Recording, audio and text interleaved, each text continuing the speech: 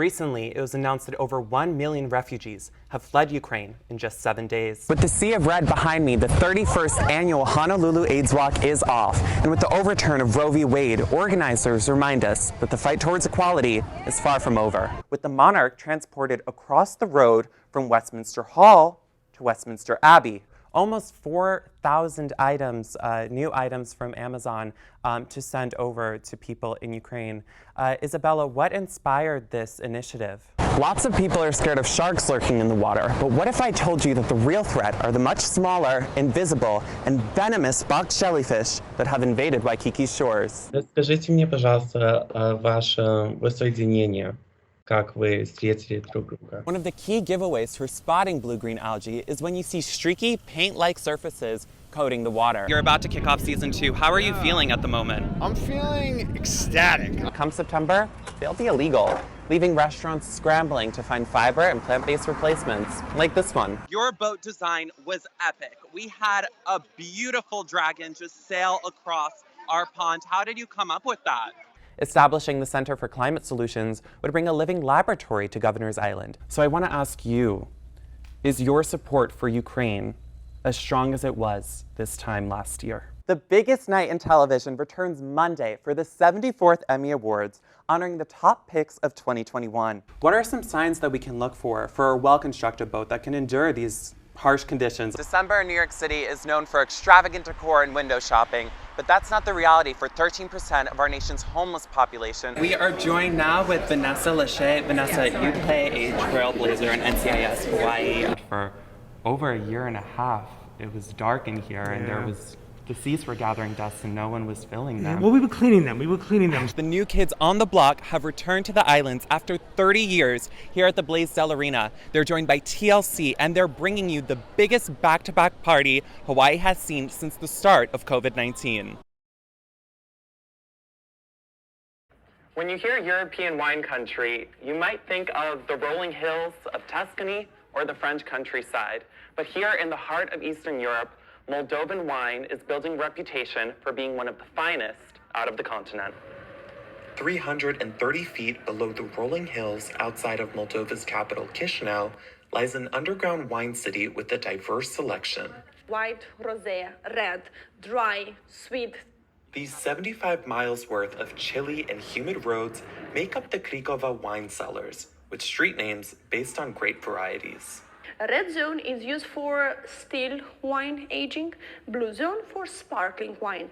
The winery combines traditional manual techniques. Bottles are turned at 45 degrees each 2 days during 8 weeks to collect the yeast from body into neck.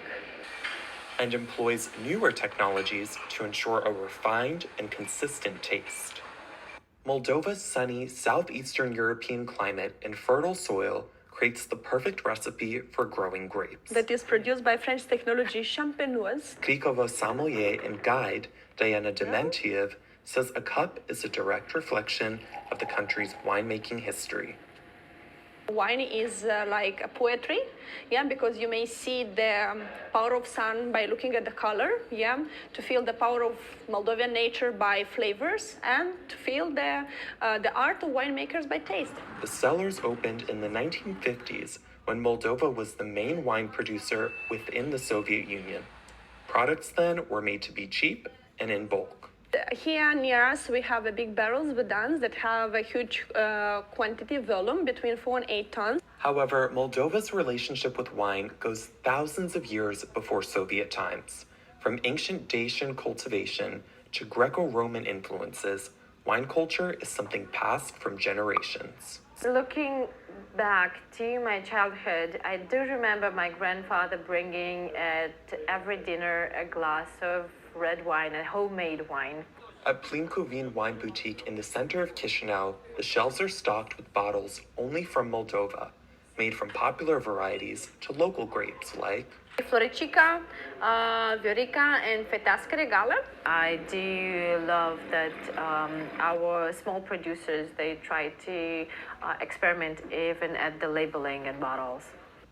After Russia banned imports of Moldovan wine in 2006 and 2013 as punishment for the country's increasingly pro-EU ties, the local wine industry reinvented itself to appeal to international markets. The quality of the wine changed dramatically after the embargo. For wine connoisseurs and tourists coming into the boutique, It's going to be like a challenge to me to surprise them with something. Even if they're asking some, I don't know, Merlot or Cabernet Sauvignon, I will suggest them to give a try to the local grape varieties. I think this is what makes us special, just having something new to show to the wine world. I've been living in Moldova for the past year almost, and Moldova made me literally understand everything that is related to wine. In my country, I'm Jordanian, basically Tunisian and French. Not in Jordan, Tunis, or France. I have seen Moldovan wine before, so I don't think it has this reach to the global market. Experts say breaking into the U.S. market is harder for Moldovan winemakers because they can't keep up with quantity demands. But as the country strives to join the EU, expect to find more bottles at shops in the West. From Chisinau, I'm Justin Mitselmakher.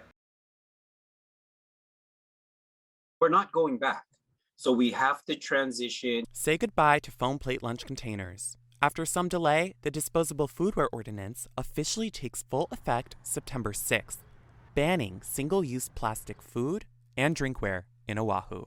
What we're hoping is that businesses have talked to their distributors to plan for this. Acceptable products under the law include bioplastic ones made from renewable plant material. Some may look like ordinary plastic, but they're not made from petroleum, a fossil fuel.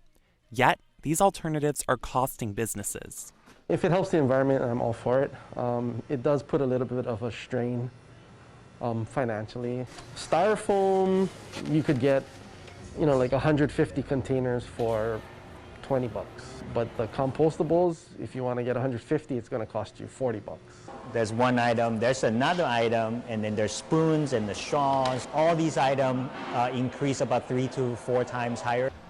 And customers may feel the change in their pockets. I would love not to have to raise the price, but in this environment, I don't think it's possible. I had to adjust the price a little bit just because to offset some of the costs. Businesses can apply for temporary exemptions if needed, but officials said repeat offenders of the law may face up to $1,000 in daily fines. We're not out there to find people. We're out there to educate people to help them comply. We were able to meet with a lot of the distributors just to ensure that products were available. Even though the items are labeled compostable, that doesn't mean you can throw them in your garden. Most need to be processed in an industrial composting facility to properly decompose. Hawaii doesn't have one.